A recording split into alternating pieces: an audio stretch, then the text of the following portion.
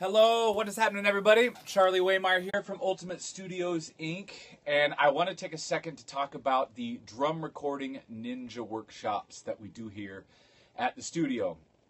I'm happy to announce the next one will be Thursday, August 20th from 7 p.m. to 9:30 p.m. I'll once again be joined by my full-on drums partner, Scott Francisco, who I've worked with for many years on all sorts of stuff, from Fox TV shows, CBS TV shows. He mixes shows for HBO now. I've learned a lot about the recording process from him over the last 15 or 20 years, and he's going to be joining me in this workshop like he did on the last one, which is fantastic. I'm also happy to announce that I have a very special guest, Jeff Bowders. Any of you guys know about him? He's played with Paul Gilbert for years, and he did Puddle Mud Record. He's a fantastic drummer. Has years of experience live and in the studio, and he just rocks, man. I just love this guy's playing. So he's going to be joining us as the special guest playing some drums. Now, hey, sorry, just looking to see who's typing on the screen there. Now, some of the things we cover at this workshop are, well, here's the overall of it. My basic thoughts on recording drums is I'm going to try, no matter what the session is or style, to get as much of the core tone as possible with only a few microphones. Now, that doesn't mean I'm always just maybe going for a minimal mic setup, but even if I'm setting 15, 16, 17 or more mics up, which has happened on occasion, if I pull up maybe 4 of those or 5, I pretty much have my drum sound dialed in. Usually it's a kick, snare, maybe a pair of overheads, or not maybe, it always is the overheads. I'll get to those in a second. And possibly a mono room, or sometimes I'm using a secondary mic that may be hanging over a kick or something that just adds some sort of punch to the kick and nice space to the snare drum. Now, back to the overheads. For me, it all starts there. All the time, no matter what. Now, context is everything. So your style, the overall color that you want from everything, that will dictate a lot of things. But I start with my overheads, whether it's one overhead or if I have a pair of them, or sometimes I even run 3 overheads, depending on the size of the kit, or depending on, sometimes it'll be maybe 2 tubes and a ribbon, something like that. But I always start there. If those aren't right, I don't move on. I don't go to the kick. I don't go to the snare. I definitely don't go to hi-hats, ride, or toms or anything. It all starts with the overheads. If I'm getting that full picture of the kit from my overheads, I'm good. Because usually I can bring in a little bit of bottom there, and I've got it. Maybe I'll high-pass some of that out of the overheads just to make my low end cleaner, but I always start there. So by the time that's set up, I'm bringing in a kick and I'm bringing in a snare, and man, I got a drum tone. Even if it's a large kit, it's there.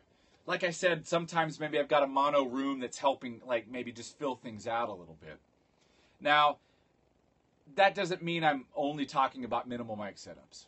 I'm a fan of them, and I guess you could say that I always start with one. Even if I have a lot set up, I still have this 4 or 5 mic setup, or maybe 3 mic setup that is getting the majority of my tone. And that's where it starts. That's my core sound. But it's not just about minimal miking. Sometimes that's all you need. Sometimes that's the most appropriate thing. Sometimes you'll find that with 2 or 3 mics, you get this fantastic setup. So you thought you were going to be putting more up there, and you're like, I don't need it. It sounds great. There's a video on our YouTube channel that of me. I had 2 mics. I think I had an AT4047 condenser on a mono overhead and an AT4080 ribbon on the kick. And those 2 microphones, man, it was a full tone. I had everything. Kick was there nice. The cymbals were there nice. There was a great balance between the toms and the snare drum, and I didn't need any more mics. And that was an actual setup I used on a session that week. So it does start with a minimal thing, but that's not necessarily what it is. That's the core fundamental tone, or the way I look at getting a core fundamental tone. But the context will definitely dictate what else gets set up.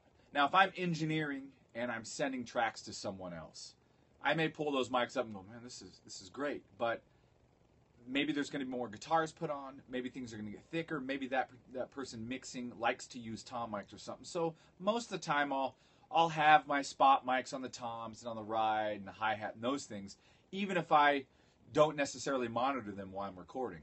I always check them, make sure they're sounding good, but I don't necessarily always have them up and monitoring.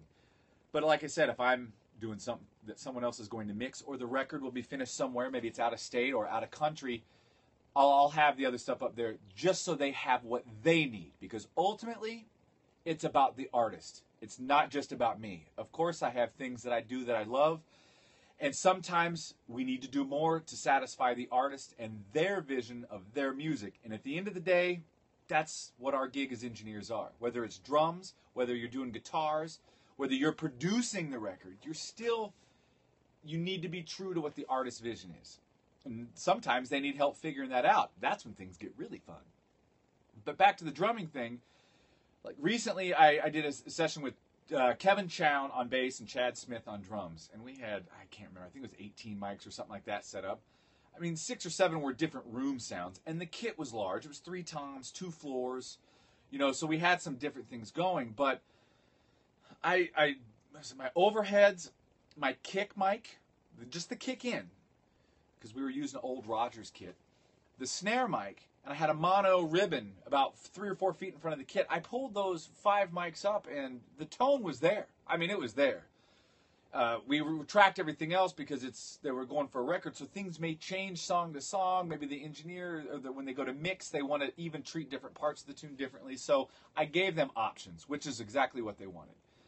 And I think that's important to make sure that we always, if it's going to someone else, we have to make sure that they have what they need. I'm still going to do that kind of in my way. I'm going to start with my core, minimal mic type setup, and I'm going to build out from there. Once I have that, then once the overheads are there, and then I get the kick and snare, then I'll move out and go, what am I missing? If I'm not missing something, I won't put it up.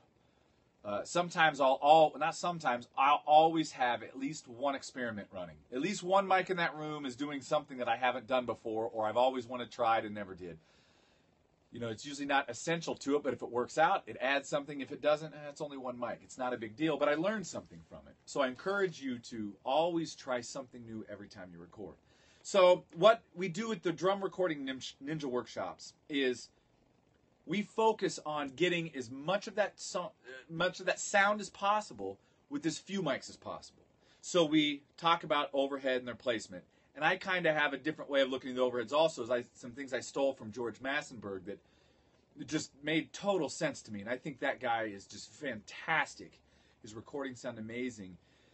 And if you go to YouTube and search for George Massenburg drums, or even fullondrums.com, which is a show I host, we did a couple episodes using that kind of Massenburg-inspired overhead. And if you've seen anything of my videos from then on stuff, it's probably going to be using that in one shape or another. So it's all about not just using them for cymbals. There's so much, the overheads, if you think about it, drummer sits down, he's playing, everything, it's like, man, this kid sounds freaking awesome. And then we go close mic everything. And then we put overheads and they just go on the cymbals. Well, as a drummer, and me being a drummer, when I hear a kit and I'm hitting it, I'm like, wow, this thing sounds amazing. It's because my ears are a little bit away from the kit. So that sound has has a little time to develop, as opposed to just sticking your ear next to a snare drum and hit it. It's not going to sound very good. So I look at my overheads as that. And that placement is not just to get the cymbals, but it's to capture everything. So when I pull the snare mic in, it reinforces that. When I pull the kick drum up, my bottom fills out. If I'm using tom mics, it reinforces what's happening in my overheads. And that's how you get nice, big, full-sounding drums. You can always thin things out if you need to make room for bass and stuff later, but you're always starting with this great, beautiful sound. So we talk about that at the Ninja Workshops. We also go over using different types of mics for your overheads, whether it's mono or stereo. We cover, using Omni versus cardioid, because Omni can be really cool as an overhead. We also talk about using ribbon mics and different things that will allow you to kind of shape the color. So we get to hear these things back in real time. This time we have Jeff Bowders playing, so we're going to get a great drummer listening to these different kind of configuration and mics. You'll get to really hear what they sound like. We also go over some room miking techniques that you can use in any size room. Because I know that not everybody is recording in a big room. I have a nice big room back there that allows me to do a lot of different things. But maybe you're at home doing YouTube videos. Maybe you're doing pre-production for your band. Maybe you're doing tracks for other people, and you might have a smaller room. There are ways to get a cool drum sound, cool room sound in a smaller room. You just have to kind of know how to deal with the proximity of the walls and what techniques that will allow you to kind of fake people out, so to speak. So we cover some of that as well. We also go over different ways to mic the kick and the snare, to tweak, to get different sounds, to understand how those drums really work so you can maximize the sound you need, whether it's a lot of attack, whether it's big bottom, whether it's just body, whether it's, two mics, that kind of thing. So we really try to focus and help you understand getting a core sound out of a few mics. If you set up more, you have a core sound to build from. If you only have 4 inputs, man, you can do a lot with that. Matter of fact, starting out, I highly recommend that you don't use more than 4. Because if you're not getting a good sound with 4 mics, trust me, using 8, 10, 12, 15, it's only going to get worse. So start with less, get it, and then build out from what you need. So that's what we do at the Drum Ninja recording workshops. That's kind of the way I approach getting drum sounds. Again, it all comes back to the artist. I try to work with everybody to get inside their head, to see what they really want, how they want to hear things, and we develop a plan and we go after it. And then we try to make it unique to them. The Drum Recording Ninja workshops will show you how to do these things too. I've had my partner Scott from Full On Drums joining me this time, which this is next Thursday the 20th. He's fantastic, a wealth of information, and we're joined by Jeff Bowders, who I call Dr. Jeff Bowders. Awesome drummer, gets a great sound. Kurt Berger will be joining us for a little bit too, talking about the kit that we're setting up real quick. It's going to be a fantastic night. If you've got any questions, hit us up on Twitter. It's URS Studio Inc. Follow us on Facebook, which is just Ultimate Studios Inc. And the website is www.ultimatestudios.inc.com. And I hope to see you in the next time. Y'all have a good night. Tschüss.